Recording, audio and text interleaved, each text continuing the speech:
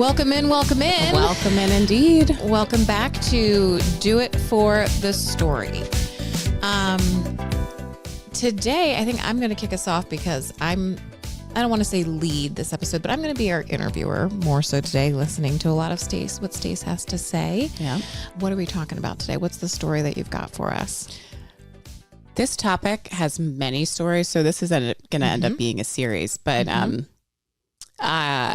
the topic of fertility, and some of you may be eye rolling, like, tuning out of this, but there's more to it. It's like how, for women especially, getting to a diagnosis of infertility or even going through the process will benefit you unrelated to the topic of fertility. Yep. So shall we just kick it off and dig on in? Kick it off. So where did, as you've just teed us up, for you, not knowing then, but knowing now, where did your fertility journey begin? Okay, so I should say that I am in the IVF process now, in vitro fertilization, because I literally have someone recently go, "What's IVF?" We live under a fucking rock. It's 2024. And it was a young person. It was actually a Gen Zer, which was odd. But so IVF, I call it, making a baby in a petri dish. That's the non-medical explanation. But I am going through IVF because I have Polycystic Ovarian Syndrome. And I should say not because that's my cause of infertility.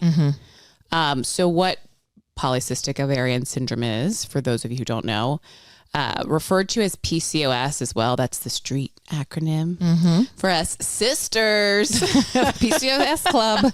There's a lot of you in it, and you probably don't even know. It's a cool club, and so let us know if you want a membership. But it's a hormonal endocrine disorder that basically, for women, it can cause of reproductive age.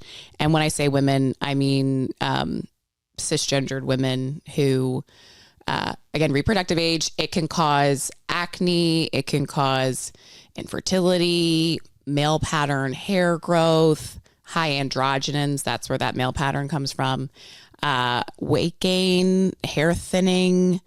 Those are more of the physical symptoms, but inflammation is one. It's technically not an autoimmune, but it's interesting. They are like saying it should be categorized as such. Okay. And there's a lot of information online, and I'll put in the show notes too of some good sources. And a lot of them were podcasters that I really that's amazing. Really helped me to navigate the journey because it was information and their stories that helped me to be like, how did you even come across those? Are those podcasts about infertility, or are they about PCOS or health, or just these both? Wow. Some of them were, I would say the majority of the ones where I first was trying to figure it out were podcasts specifically about PCOS and the nutrition side of it. And a couple of them were doctors or nutritionists. A lot of nutritionists that were diagnosed with PCOS, frustrated, and then as experts, became they're experts. Just sharing. Yeah. Right. Okay, cool. Or, had been through the journey of like, you need to lose weight. Okay.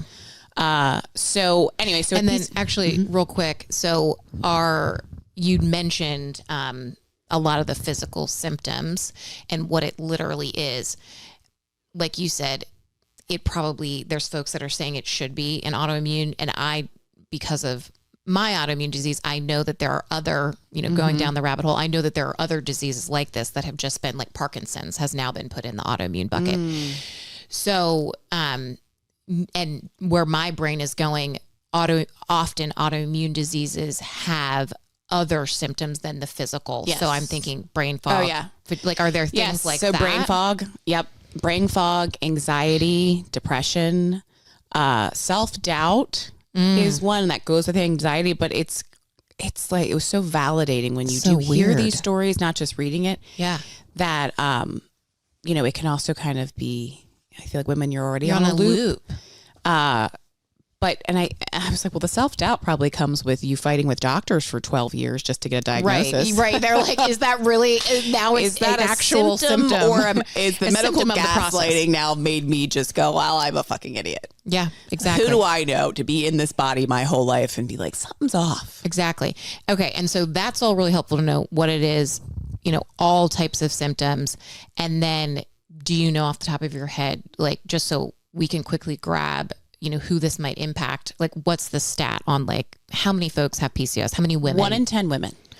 That's incredible. So that means there's no way, unless you're literally don't socialize, zero friends, there's no way you don't know someone, and they don't probably know exactly. And that's the thing. Now that I know this, and again, it took me, and so I'll get in with my journey to get to the diagnosis. Yeah. But it was a 12-year journey. Oh my gosh. So over those 12 years, that's me when my flag of, okay, something's off was of course, it's always the physical symptoms, right? That you care about more, or just you think this is wrong versus my thoughts, right? I'm like, that's just me. Right. But I've always never had clear skin. I've always had acne since I was like a 5th grader, but it was just random then, it wasn't like a problem. Yeah. It was just like, I got more acne maybe at that time than someone else going through puberty, but it wasn't cystic. Okay. And so cystic acne is like the below your skin, like, pain. The worst pain. It's almost like that's what it is. It's a cyst. So when a cyst is under your skin, like a boil or something, it's blockage of oil too on your face, because it's like when you have the androgens, they're producing excess oil. Anyway, I won't get too far into that, but that's helpful to know, but I agree. We can pause it. Yeah. So the acne was my physical symptom, that it was cystic. I was 22. So I just started my first job. Okay. 22 into 23. So I'm in the office then. That's what we did back in those days. We all went into work. Right. Thank God we don't all do it now. So it's so many things too, where I'm in front of people, and being a younger person at a company too. The confidence piece with acne is so real. I also had at that time too, a little bit on my back. And so that was also clothes that you might wear, or trends. And again, remind everyone, you're in office, and we were in, and I'm saying we because I lived down the street. We were in DC, and you're working at a startup that's very casual. So in the heat of the summer, you're supposed to be rocking a tank top. Yeah. Well, actually, when I worked at startup, I remember you actually went with me. We had like an awards program early. Remember? Yeah. And it was black tie optional. And I needed a dress to wear, and I borrowed a dress from Morgan, and it was like cute, strapless, whatever. And I remember I tried it on, and then was having like a breakout a couple days before, and I was like, or I had tried it on at your house. I was like, I can't wear this. And you said, why? And I was like, well, look at my back. And I was like in tears almost. And you gave me a cute little shrug shirt to wear with it. Oh my God, I remember the shrug now. Yeah. Okay. That was why I wore that. Yeah. Because it was just like so embarrassing to me. I definitely had skipped events for it. Like if it was like going to meet up with friends, I'm like, I don't want to see them. Especially if I remember one time in particular, like I couldn't go into a bar. I was just like, I'm over it. I don't feel like it tonight. I just went home. I was like, I don't. I'm like, you get very fixated, and it makes you then have this. I had a lot of guilt about that negative self-talk that I had, because I was like, this is also acne. I'm a I'm a healthy person. Yeah. Able-bodied person. I have so much going for me. I can still do all these things. It made me feel like self-absorbed. Right. So it was this, again, with the loop. But when I went to the doctors first. No, I was just going to say, I can't imagine. And I have to say, thank you so much for sharing that, because, and I think, as folks are seeing me, like literally interviewing Stacey about this, I think this is something that is really helpful to note for folks that are out there living with, whether it's acne or something physical happening to you. These are questions and things that I don't even know about Stacey's journey. And she is my sister, like we know each other's insides and out. Like, and so to know, like, I had no idea that you were skipping events. Like that's so deep. Yeah. It was rare, that's so real and so tough. Yeah. And I just, to all those out there, like, oh my God. And you were lucky to have us, that even if you weren't sharing it, I never even saw it like that, you know, like, and I also was in a relationship for the majority of my 20s. And you did always have nice, sweet guys that, you know, I can't imagine a single woman. Yeah, exactly. And that's the thing. I was already in this relationship. And so I didn't have that being out there dating. I wouldn't. Yeah. So different. Okay. So but I approached that in my 30s. Yeah. I'm single again. Yeah. Yeah. So when the acne started, I saw so many dermatologists because it's acne, right? I'm like, okay, it's on my skin. Yep.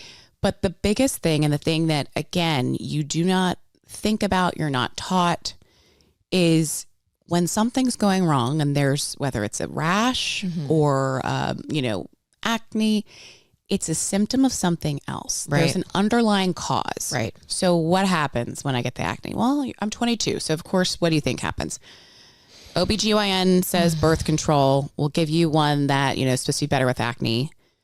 Fun fact, I also have migraines with an aura, which means it's like I see a floating thing. So you're more of a high risk. So for stroke. So you can't take certain birth controls. PCOS also causes inflammation. So the migraines, it's related to that. This is all me piecing this together over like so my you pieced that together. And if someone was Googling right now, PCOS symptoms, are they going to see migraine? They probably won't. They probably need to do a deeper dive. Doing like, and like going on, seriously, the podcasts, I would just go on to wherever you get your podcast, but I was going on to Spotify and just typing in like it was search engine. And I was doing that too, because I found I was going to YouTube as well, but it was easier for me to find. Sometimes I just wanted to listen to it and get the facts and like literally have my notebook. Right. What I got to do. Right. So did the dermatology route. They're going to put you on, they say, okay, let's try. They're never going to start you with the Mecca, which is Accutane. Yeah. It's like stepping stones to get there. So once the birth control did help clear the acne, but again, a lot of women with PCOS are prescribed birth control if they're not on it already, because it's supposed to mitigate symptoms. It's just to quiet things down. It's not a cure. So it's like, okay, great. But that's also screwing up things, because then you don't know when your actual period is, all these other things that later on doctors will ask you questions about in terms of like your cycle and things. If you've been on birth control since you were 16, like I was on birth control from 16 to 34. Wow. With a 1 year break in between. Wow. So my body doesn't even know. And I'm not saying don't be on birth control. Right. So the birth control, at that point, they're just saying to get rid of the acne, and they weren't worried about irregular periods, even though you have them. I always had, but then the birth control regular periods. Okay. Well, that was my question. So when I very first got on birth control, I did not. And that was, but I was so, it's hard to tell. I hadn't been even I got my period when I was like 14. Right. So you only had like 2 years. You're not really, okay. And so, but the birth control, you know, all things can stop working. So that kind of stopped working. And that's when I started getting the cystic acne when I was 22, but also hormones changed because it's your body. And that's when I went to the dermatologist, and they put me on the different antibiotics, clindamycin, doxycycline, the gamut of those. And at this point, this is all just to heal the acne. They have no idea. No one's mentioned PCOS. No, you don't even have this in your head. No one said hormones.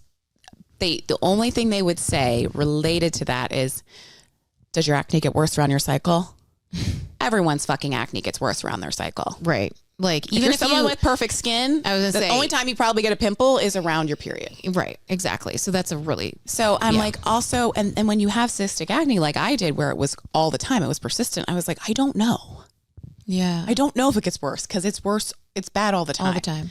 So anyway, I go through the dermatologist route of all these different antibiotics. They're not doing anything. And they were oral antibiotics, but they also give you topicals as well. It wasn't helping. Then the next phase is, okay, we're going to switch you from the oral antibiotics to spironolactone, which is a blood pressure medication. Okay. That also, the reason why they'll put you on it, if you're a woman with hormonal acne, and hormonal acne is acne that's along your jawline. Okay. Or that's how they kind of say it more. not that it can't be other places, but that's usually a dermatologist would look at your face and go, oh, it's hormonal. If it's around your jawline, like your T-zone, more of those spots, like your neck, whatever. And which is where I've always had it. And so once they put me on spironolactone, which is this blood pressure medication that also can help to lower androgens. Androgens are the hormone that cause more of the male pattern stuff. So facial hair. And again, I'm like, I have dark hair. I've always plucked eyebrows, gotten threaded, my lip, but I didn't, definitely got worse at times. So so that just threw me. So were they... And androgens also cause the acne. So that's why the spironolactone, they're like, it'll lower her androgens. Okay. Which will take down the acne. Got it. Okay. That's exactly what I was trying to understand. Okay. Yeah. So because it's a blood pressure lowering medication and I was a healthy person, there was also times they can give you the higher the dose, right? The lesser the androgens. So they start you off at a smaller dose, like 25 milligrams, I think is what I started at. And it wasn't really doing anything. And so then they'll tell you double up. And the one day I'm at my job, which was a sales cold calling job at the time. Oh my gosh. Where I was calling wedding vendors all day. So I had to be like, hey, oh my gosh, wedding season. Yeah. And I'm sitting there with my coworker. I was like, I don't know what's going on. I feel really dizzy. I feel lightheaded. Oh. Something's weird. I feel like my hands feel weird. And then I realized, it's the spironolactone. Not every body is different. And I had my entire life had the same blood pressure if I go to the doctor's office. Right. 120/80 flat. Yeah. And I didn't take it in that moment, but other times I had other doctor's appointments when I had been on spironolactone. The one time they were like, your blood pressure is pretty low. I was like, oh, by the way, I'm on this now. My dermatologist put me on it. Wow. And I'm 20 and it's like everything. I'm just focused on, I'm not worried about having a kid. I'm not worried about long term. You're just trying 22. to get your skin clear. I'm just focused on learning how to do life. Yeah. Pay my taxes. Right. Pay my rent. Try to save $5. Yeah. I mean, literally. Not get fired. Yeah. Keeping a job or laid off, not fired. So that was spironolactone, didn't work. And then it was, Accutane. And I want to pause here and say again, I was on Accutane. Everyone has different experiences. I'm not a doctor. I'm not someone saying no to medication. I believe in medication and I believe in what I have learned now and what my doctor has talked to me now about a holistic approach, not just saying whole foods or just medication. It's medication. It's exercise. It's sleep. It's the food I'm putting in my body. It's other things do for me, like acupuncture or yoga. It's all of it. Well, and looking at, just to summarize that in 1 second, looking at the whole picture and pulling in all of the options that could impact what's happening to you, putting it all together to see what can help and not looking at just one thing, which is often what the doctors do because they're a specialist in one area. Right. Which is also why, caveat, always have a really good general practitioner because they're the only ones. Yep. Unless you're really, even then, unless you get an exceptional specialist, like my exceptional rheumatologist at Hopkins, they're really the only ones that are looking at all of it because they're supposed to know a little bit about everything. Right. And so it is, a reminder too, to get your physicals. Right. And if you have health and insurance, that's a freaking blessing. Yeah. And the physical's free. So anyway, when they prescribed me with Accutane, I didn't know anything about it. Right. And this is what age? I'm probably 24 at this point.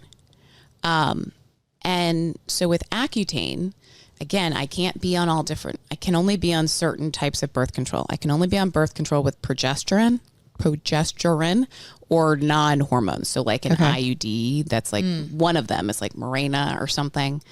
Not sponsored. It doesn't have any hormones in it. It's copper, because that sounds good. Yeah. Just a little copper up there in uterus. But so they the dermatologist is like, okay, Accutane. I'm like, yeah, let's fucking go. Yeah, you're ready. I also knew friends that had been on Accutane, and they were like, now their skin was fine. And years it later. exists, right? Yeah, it exists. They're like, prescribing it. Yeah, yeah. So he's like, okay, well, the kicker for the Accutane is you have to be on 2 forms of birth control, and you have to get your blood checked once a month to show that, you're not pregnant. And also there's some other, I think like it can just, fuck with other like vitamin levels and whatnot. And let people know why can't you get pregnant? What's the fear? Because it causes birth defects.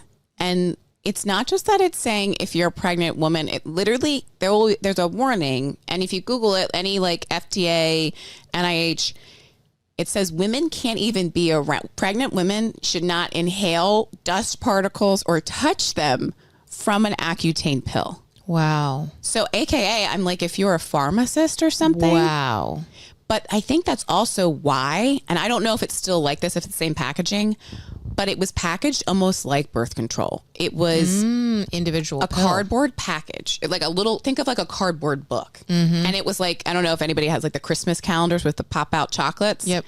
It was like that with each pill. And on each pill, before you pop it out, so you have to see it, is an icon of a pregnant woman and an X through it. Wow. And I'm like, let's fucking go. Get rid of this acne. I don't care about being pregnant. Like, I'm 22. Like, this will help me. Right. But I wasn't even, so reading that, I wasn't thinking about, wow, if this can cause birth defects, if this could cause a human growing inside me to like maybe not have all their limbs, what's it doing to me and my gut microbiome and my insides? Right. And the future. Because it is an antibiotic? Technically, yes. And, so, and I'll read some of those stats too. It's kind of wild. I think I was telling Morgan preparing for this. I was like, oh, maybe that's why I have dry eyes now. Because I thought I have very dry eyes before bed, and in the morning I put in like these lubricated eye drops that my eye doctor told me to start using when I was probably like 25. Oh my God, that's 100% what it is then. And I thought, because I lived at the time a studio apartment that was so hot, literally, if you know me, if you slept there, this will be another story, but it was what I could afford. It was so hot. It was like old radiator heating that I'm not kidding. Like today it's snowing outside. That's Glover. That was my Glover. Okay. Second apartment. But Glover. Okay. And I would like open the door. I would had the windows open all winter long. I would not get dressed until the last possible minute. Anyway, so it was super, super hot, dry heat. Yeah. And my bed was close to the heater. So you think it's that. So I thought it was that. An hour ago, as you're reviewing to prep for this, you're seeing symptoms. Because I've never gone back to think about it, because I lived in that apartment for a couple more years, right? So I'm like, it's this hot apartment. And then I'm just like, it's an me. eye problem. Yeah. Yeah. And so anyway, could be that. But so the doctor tells me this, hey, you got to go get your blood work done. So also, again, this is when I'm working in office. I'm in DC. I have to go to LabCorp once a month to get my blood drawn to make sure I'm not pregnant. Wow. And I asked the dermatologist, like, do I have to get on birth control? Because at the time, that was actually the one time I wasn't on it, because the birth control, the progesterone pill that I've been on stopped working for me, meaning I had my period for 28 days straight. And I said, enough. What's the point of this? No. I then was on it like thinking I was using it as birth control to not get pregnant. But it wasn't the type of birth control that would have been prescribed to me for acne. I couldn't be on that kind anymore. You know what I'm saying? So because there's birth control that has estrogen and progesterone in it. Mm-hmm. That's what I was on before. But because of my migraines, that combination can be more likely to like be stroke inducing for me. I'm not giving all the technical terms. So my neurologist had been like, what the fuck? Why have you been on this type of birth control for years? So it was also, that was a couple years before it. So I went on this progesterone pill and that was working. Oh my gosh. Then just coincidentally, it stops. I start getting these periods for like 28 days, go off of it because I can't handle that. And then the dermatologist is like, you got to go back on birth control. And so I said, well, can condoms and abstinence be my birth control? He's like, unfortunately not. It has to be in the system. I had to also log in and like sign a like contract. It was like I'm like logged in a system. Oh my gosh. Yeah. And with the birth control, because I can only be on certain ones, I'm like, okay, I explain this to my dermatologist and then I go back to my OBGYN. Again, now at this point, I've been to like literally 12 OBGYNs within about a 6-year time frame. In Washington, D.C. also. We're talking like capital of the United States of America. Well, and a lot of great, I don't know who you saw specifically. I mean, I was at GW. Right, I was at best hospitals in Washington the world Hospital. are in this region. I was at, Georgetown, I think, as well. Yeah. So I get this birth control that I'm totally blanking on the name, but maybe that's better. But it was literally like an implant. Oh, it was the size of a matchstick, and that they inserted in my arm. I remember like I could literally see it. Yeah. And they did that because they were like, it's that or Mirena, but you haven't had a child yet. So it can be really painful if your cervix has never been dilated to have an IUD inserted. And fun fact, they still don't give you like pain meds or put you under anything for IUD because, women can fucking take it. But men can't have a birth control pill for them because they might get headaches. They might forget. Might have headaches. Scary. It's headaches, and it's also literally, I've been told, because they're not sure if they will actually fucking take it. Yes. Like, are you fucking serious? Anyway, they're like, we gonna trap her. We gonna trap her, get out of Dodge, and then make her not be able to get an abortion. Oh my God. Anyway. Yeah. But so I get the implant on. It was hell. And the implant on has progesterone in it too. So what my little 24-year-old self or 22-year-old self doesn't even think about is like, this is like the same thing being administered in a different way than the pill I was just on. So I start to have the same kind of long periods. And also it's fucking with my mood because Accutane, known side effects, dry lips, really dry skin, dry eyes, depression, anxiety, this psychosis. Sounds really fun. And some gastro issues as well. I'm sure there's got to be some kind of bloat and waking. And so again, not for everybody, but for me, my symptoms were the dry lips. My lips were, Aquaphor remember that. Had like a gallon on. They were just like so dry and flaky, but also I'd wake up in the morning and I guess when I'm sleeping, I didn't know I was like scratching my face or like I have little scratches because my skin was so fragile. You're not allowed to wax when you're getting it. They're like, ooh, they approved threading, but you can't get certain beauty procedures because the layer of your skin, it's trying to get the oil is so thin and fragile. And I had some gross cuts and stuff during that time. It was disgusting. So I went through that phase, but the implant on stops working. And then the OBGYN is like, you just have to give it time. 6 weeks, 3 months. They keep doing that because it's also to get it out is literally them taking a scalpel, cutting your arm, and then taking tweezers, which when I had mine done, she had a hard time and had to call someone else in. It was a little local anesthesia.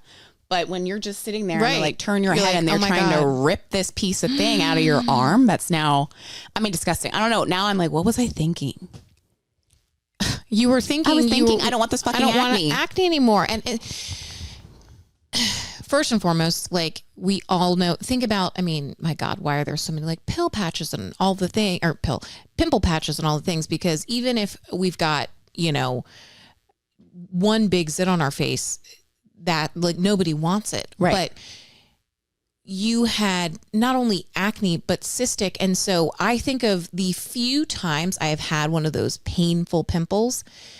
So not only is it on your face that people can see it, but even when you are forgetting about it because you're not staring in front of a mirror or you're like in the zone at work, you're feeling it because it's painful. Yeah, and it is painful. It's fucking painful. And you can't help but like pick your face. Right. Like I still do it now. I know I shouldn't, but it's like, I can't help it. You can't help it. And I do. I have makeup on and it's not as bad. It's just a different headspace where I'm just like accepting it.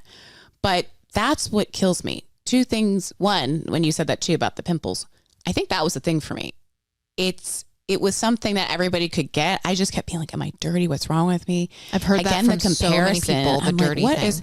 I do the same skincare routine as my sisters do. And you think in your head, oh, it's the same DNA, but we don't have the same hormones. Right. The same levels of hormones. Right. And knowing that 1 in 10 women do have PCOS, and that I had worked in so many companies where the demographic was young. And I was like, oh my gosh. Now in my head, I'm like, she had PCOS. And the women that I was friends with at that time or still friends with, I have been open. Like, I got diagnosed with this. And honestly, so many of them, because we're now in our mid to late 30s, are like, same. Why is that? Because they couldn't get pregnant, or the doctor then gave a fuck and was like, you're 30. Are you trying to get pregnant? Let's get into that. So, so why, and not to put you on the spot like you're a doctor, but do you know why, and can you explain why you can't get pregnant on PCOS, or it's hard to get pregnant? You don't ovulate. And I guess some, of course you could, some people maybe, because if there are ways to help control your PCOS through diet, again, different medications and things that some people have like reversed or given where their body might ovulate sometimes, but your pituitary gland doesn't send a signal basically to your ovaries that says ovulate. Okay. And so that's what happens with the PCOS. And so that's what really kills me with even on that, just to wrap up that Accutane piece, is like, I hear so many young women going through this still. Yeah.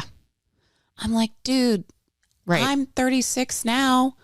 No, yeah, actually you're making me think of exactly, Alex Cooper. Yes. Who, she's only 29, but she's been very open about Call Her Daddy. Call Her Daddy. Yeah. Sorry. Call Her Daddy podcast. And if you're living under a rock and don't know who she is.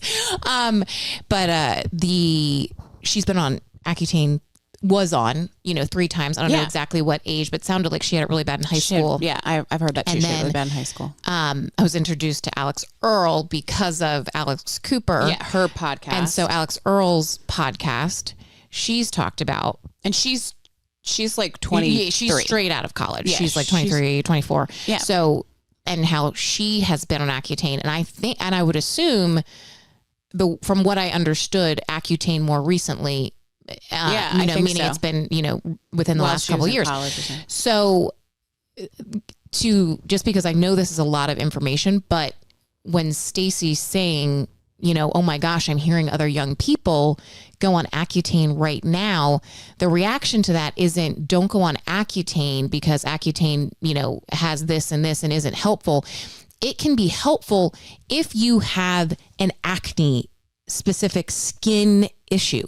But if you have an underlying condition like PCOS that's causing the acne, you're going to go on a very extreme antibiotic, and the acne is going to come back. You just put yourself through hell for no reason. And I should say, it may not come back, but it again, because just like anything, I mean, my PCOS, it's been consistent. Some people's, it's more of in waves. And I should say too, well, not everyone has acne who has PCOS. Exactly. Because Lindsay really. Right. Yeah. Our sister, that was the other thing. She got diagnosed with PCOS before I did, even though I had been saying to doctors, I think I have this. And they'd be like, you have regular periods. And I said, well, I'm on birth control. And I've been on birth control since I was 16. And they're like, yeah, every 28 days. I'm telling you, that was a response. I had one doctor tell me, well, you might have PCOS, but, the tests are really expensive for that. Oh, I'm like, my gosh. I have fucking insurance. And who are you to judge how much money I have or how much I want to spend on my health? Right. And he was just like, oh, you should take this supplement. That would help.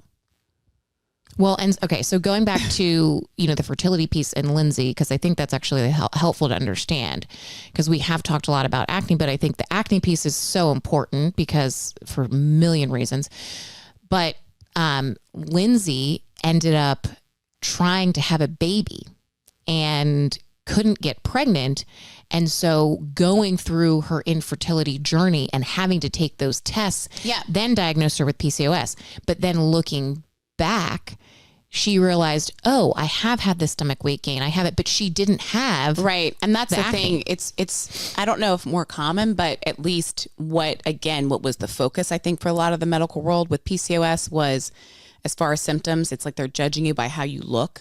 Like, oh, the weight gain piece and you've always is been associated thin. with that. And I haven't had a weight problem. Yeah. And so it's kind of like, and I'll be in at the doctor with my makeup on and I do a good job at it, you know, because I'm not going to go. A lot of times I was going from work. Yeah.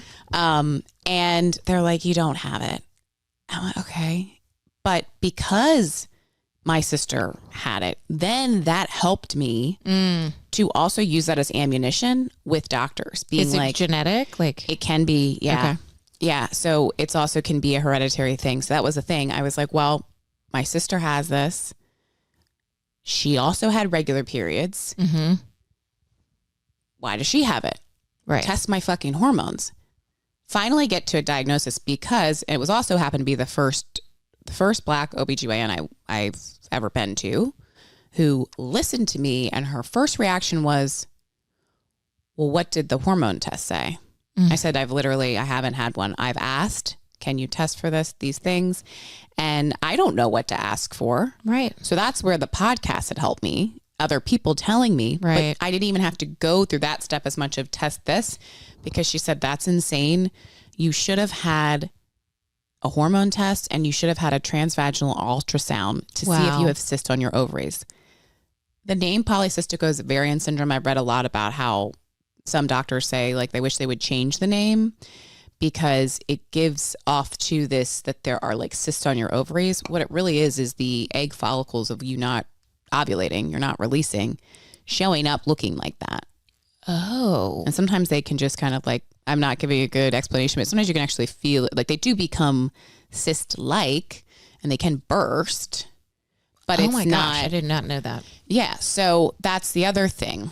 So I go to this doctor, and again, this was age 22, started saying, I think I have this, probably more around age 23 when I was like, I really think it's PCOS.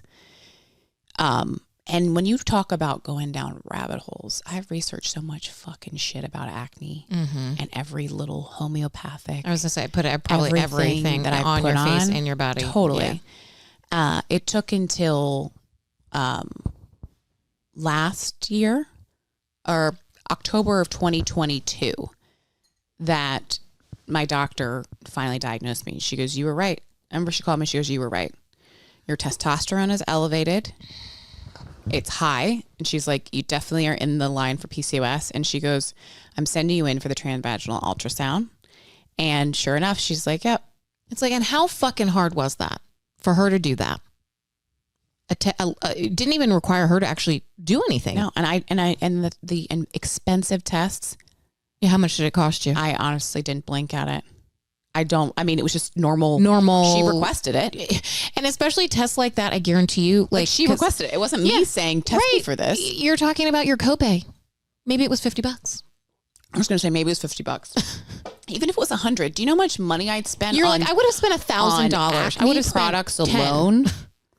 Right. And besides all the other shit. So I get diagnosed with it. This also is the time of when I'm now, I am in my 30s, and because I knew this, that I assumed it. I had convinced myself. I was saying I had PCOS before I had the official diagnosis. Right. Like, I remember you being like, And because of that too, I was like not as worried about fertility. I just assumed I would have to do IVF if I wanted to have children on like naturally, I'd have to do IVF.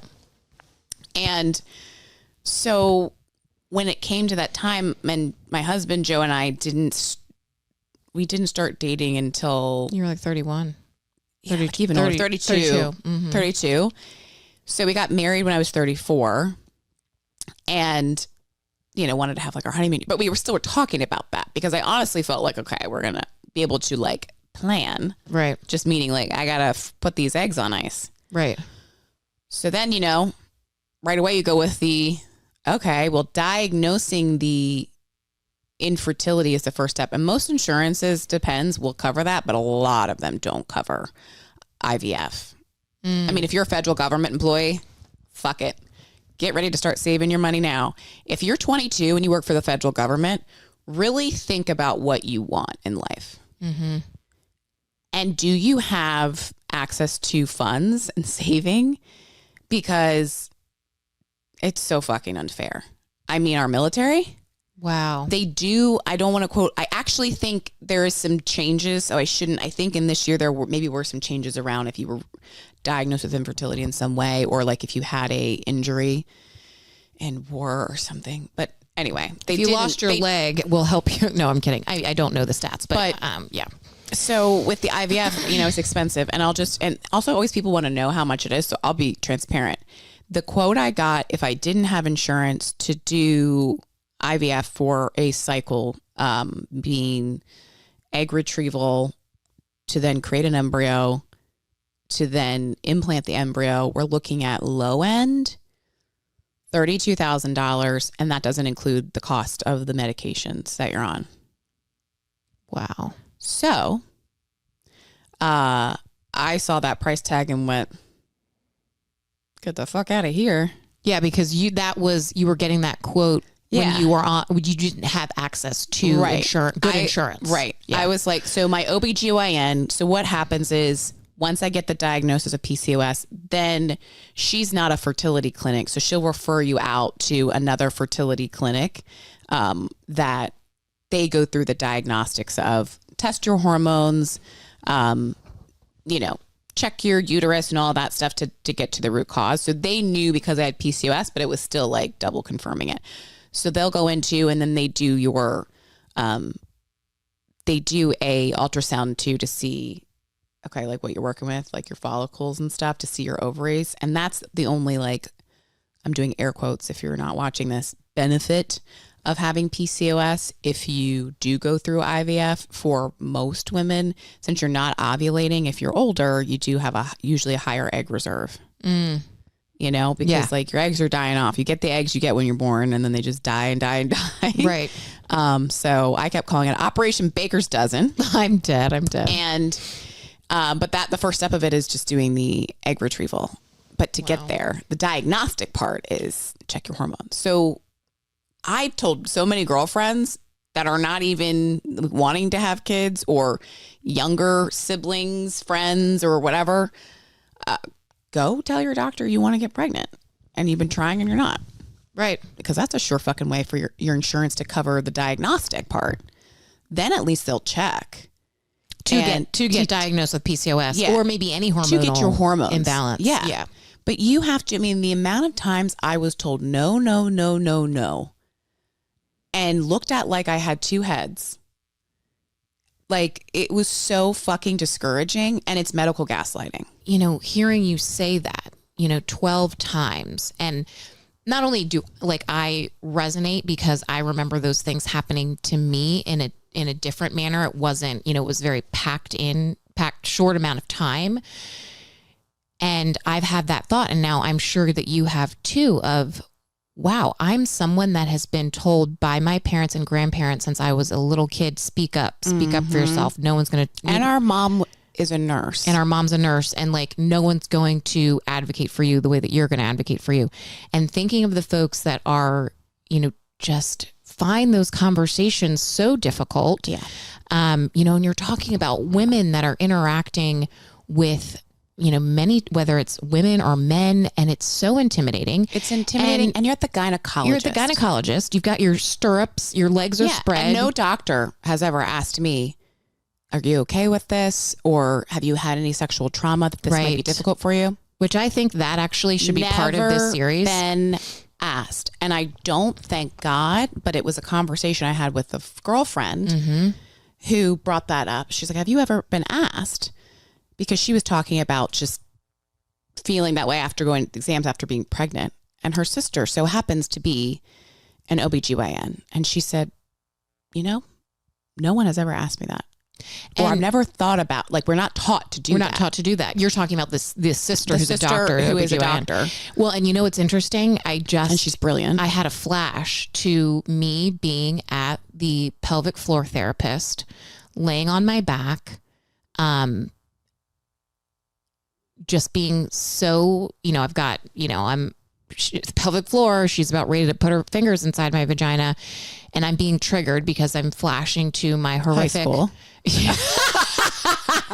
I'm kidding. If it was that, I would have like, give me a 1-2 punch.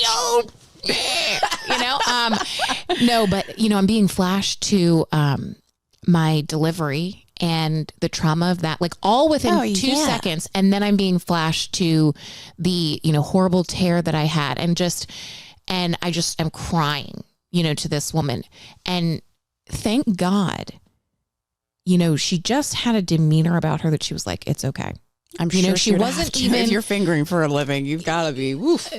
Well, girl, you got to be calm. Yeah, but at the same time, we've had some conversations about some real fucked up situations that you've had. Another podcast that will definitely be in the series. Yeah. And so I just think of such a good point about folks that have and we're talking about a traumatic birth. We're not talking about molestation or rape. Mm-hmm. And so you can only imagine how those people are already feeling going into the office. Yeah, or they're not going. That's the other thing. Going. There's also women that are not going to go get these tests done and are just going to go. And I've known those women, and it's so sad. And it's the what has gotten them to go is the encouragement from friends, and I will hold your hand there. I will be with you, but this is important. This is needed. And to think of those women, that were like, I've gone to 30 doctors, and hopefully this is a moment for them where they're like, I'm not crazy. They feel empowered. They're hearing your story. You had to continue to advocate for yourself for decades. Mm-hmm. I can only think of you as a teenager. I mean, it's just, I could go on and on. It's so awful to think of that. And so I think this is because like you said, we're going to end up having to do a series with this and figure out all the topics that will come. Journey. And with the fertility alone. And this is why the fertility, of course, we took a step back to the journey, and you're probably thinking, well, I really didn't talk a lot about that. Is because you're not thinking about it. Mm-hmm. And I'm not saying if someone played this podcast for me when I was that person at 23, my takeaway, I would be like, I don't care about my egg reserve. Like, I just want the acne gone. Right. And so that's why it's like, okay, well, let's play the game here and also kind of connect the dots a little bit. So you also don't have this stress later on, because when I saw the price tag of $32,000 a cycle, I said, get the fuck out of here. I'm just going to go get a new job. Right. That's me, who also interviews for a new job. Privilege to even have huge privilege insurance, and then to have the education and career background to know, hey, I can pivot to a great company that's got really great insurance. Exactly. So I think with that, this is a really great place to kind of wrap it up. So I think for me, what I want to know is, I'm going to give you a few questions, and just so you can answer this however you would like. Yeah. What's the advice that you would give to women that have just been diagnosed with PCOS, and are dealing with and processing, whether it's the acne, the bloat, the infertility? Can you give a little advice to them? Can you, while you're thinking of that, I'm also going to go then too, and I'll tee you back up, but what's the advice that you can give to the person that's sitting here and hearing, I think I have PCOS? Yeah. The first part, if you're a woman, I'll kind of give a 2 answer to that, because if you're a woman who just found out you have PCOS because you were trying to conceive, have a baby, mm-hmm. and found out that route, my recommendation to you, and this came to me by an amazing reproductive nurse who, I'll talk about that in the series too, another benefit I have called Maven, that gives me access to reproductive healthcare providers, like via an app, kind of like a actually, I'm glad you brought that up, because that's a really great thing, that if you are privileged and at a company that provides insurance, advocate. Yeah, I now know from working in HR, if they don't have it, maybe they don't know about it, and maybe they would be willing to invest. Right. But back to your, And she told me, because she would meet with me after every appointment to kind of be my second set of eyes. And she said, I know you're also hearing, you just got the diagnosis officially of PCOS. So you're focused on what you know and what you're trying to control there. But for now, kind of table the PCOS, what you're worried about, and just, you do have to take these drugs. You know, your hormones are going to be different. If the fertility clinic knows you have PCOS, they're going to give you the, you know, hormones to try to, this is not medical terms at all, but like to level you out and help you to be able to, you know, to do the egg retrieval and to do carry the baby. So it's like then going on the path of, oh my gosh, I have to go look through all my skincare products and which have endocrine disruptors, and it's going to add to the anxiety of that process. So if you're actively going through IVF and you got that diagnosis, just take a pause, take in the information, but like do put a Post-it there of, I'm going to come back to this. I'm going to need to know what I need to now, but then I'm going to come back to this because I was overwhelmed with like so much. So that's that. And then if you're someone that, if you're not going through fertility journey yet and you just got diagnosed, if you're one of the lucky ones that got lucky earlier on, step by step, tackle what you can. It's not everything overnight. So do a little bit with the meal replacement stuff. There's also a great company called Alera that just focuses on PCOS.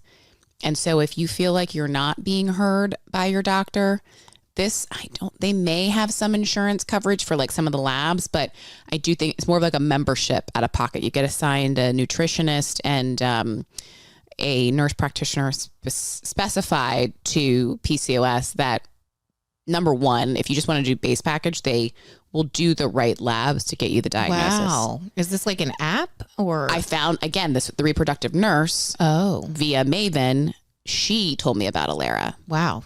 So then I did use Alera. It was a little bit different for where I was in my journey. I did where I knew I had the diagnosis. But anyway, that's a good way to just, if you're tired of the bullshit and the no's and you do have, and it wasn't that expensive. I think honestly for $100, then plus whatever the cost of the labs are, you can go through that testing. And then, I can't remember what your second question was. Yep. And that's why I decided to tee back up. So the second question is, if someone's sitting here thinking, oh my gosh, I think I have PCOS, what's the advice for them?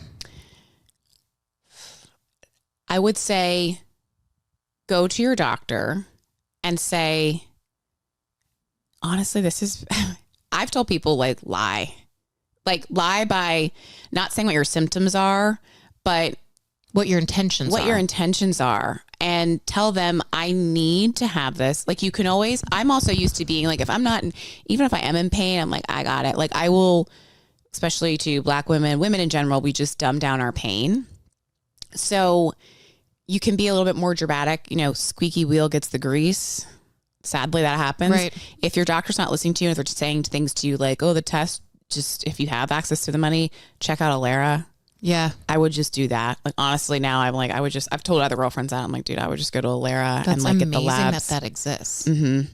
And it was created by a woman that who couldn't find any. Was from Washington, D.C. Her dad was an OBGYN. Wow. In Washington, D.C.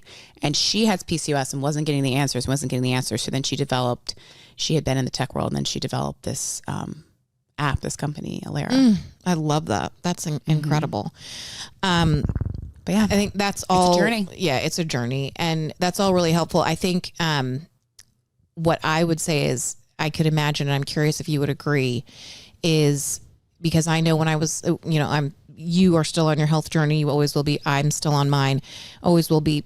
But having someone that you can, you were again lucky to have your, I forget the thing that you just mentioned, the nurse Maven. Mm-hmm. You're lucky to have Maven. You're lucky to also through, your insurance to have a therapist. You have a husband. You have many sisters and a therapist. Yes, right. So, I think if you can access a therapist, you can access those things, amazing. But if you can't, if you can find, even if it's like within a Facebook group, or if you can find a friend that you are willing to, I know you've talked about, Facebook groups and finding information. Yeah, there's a lot of community. And I think so look on, and again, I can put it in the show notes, but look on, yes, there's some things you'll get as soon as you say PCOS on Instagram, you're going to get like so many, everything else.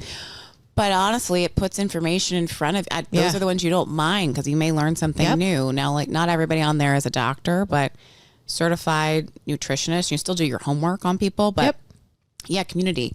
And honestly, sometimes you do have to search. You have to go down that rabbit hole on Reddit of a feed of people saying, I think I have this, to just be like, okay, I'm identifying with that and hearing other people's stories. So that's why the podcast for me was so helpful. A huge. Which is also just, the reminder of vulnerability, man. It is so helpful. It's so helpful that you're doing this today. It's so helpful for folks that are like, posting on Reddit, what their story is. And friends and I, now that we know, we've talked about other people. And because I am one of those people that I do it at work too, and tell people openly I have ADHD, because it creates a sense of it's vulnerability. And to me, vulnerability is a true sign of strength. Mm-hmm. But vulnerability also creates community. I was going to say it's trust. Welcome in. Yeah. And then when I do that, I'm also giving others. You know how many times when I say that, well, I have PCOS, I'm very open about my fertility journey. Mm-hmm. If someone says to me now, like, are you and Joe thinking about having kids? Right. You're like, yeah, okay, here it is. I said, yeah, like, we have to do IVF and I have PCOS.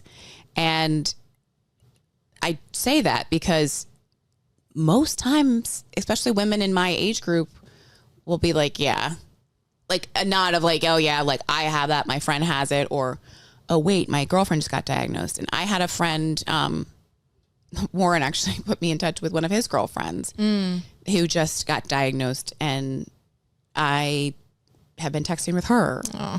Like, hey, have you tried this? Yes, this. And sometimes it's just nice to have somebody else that can, a friend of mine, who also has psoriasis, and just to have her to say, I remember just texting her like, was your hair falling out? And of course, I ended up finding out that was not from the psoriasis, but and it was actually partly because I asked her, because I knew her psoriasis was much worse than mine, that she said, sometimes it would come off with like a big, chunk of the like flake or anything, but not really.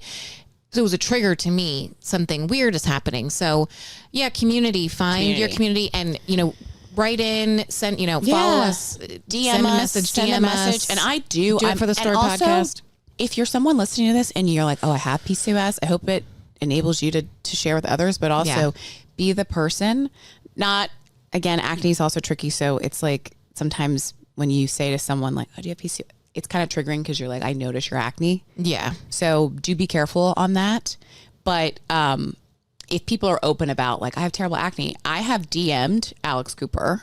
I'm pretty positive I like wrote into her thing one time saying like, hey, none of my business, but don't know if you know, but you may have PCOS or like a hormone disorder. I would check this out, because she's 29 now. Right. And she's 29, and she has already, she's so open, and she's already said, I have an acne battle. And so, she, like you're saying, she gave you the opening. If someone gives you the opening. Yeah. But anyway. But Alex Cooper, we're excited to come on and we'll talk about all the things. Call it daddy gang.